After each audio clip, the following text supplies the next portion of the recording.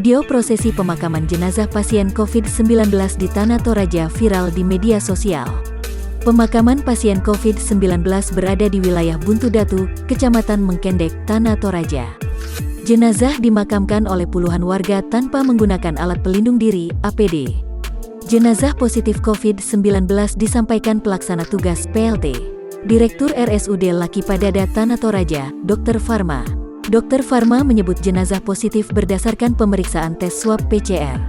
Ia meninggal pada Selasa, tanggal 30 Maret tahun 2021.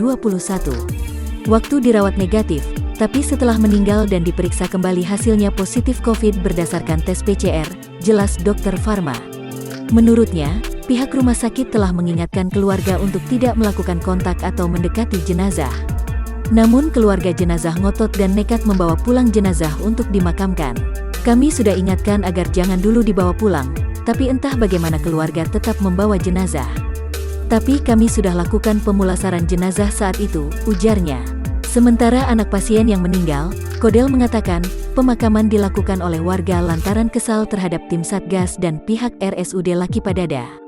Di mana, tim Satgas tak hadir di lokasi saat proses pemakaman akan dilakukan pada Rabu, tanggal 31 Maret tahun 2021.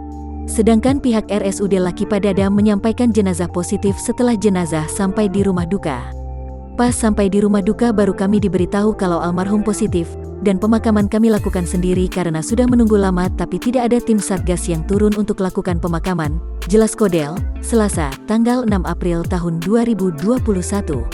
Sementara Sekretaris Daerah, Sekda, Tanah Toraja, Samuel Tandebura menjelaskan, beberapa jam setelah jenazah meninggal tim Satgas akan melakukan pemakaman.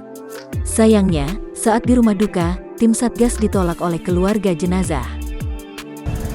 Sesungguhnya tim hadir di sana.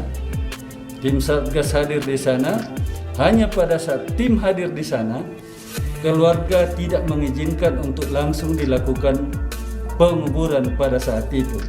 Dikonfirmasi juga ke kepala desa, kepala lembang setempat juga, kepala lembangnya juga tidak bisa memberikan kepastian bagaimana karena tim juga sudah hadir di sana pada saat itu, sehingga keluarga tidak meluaskan.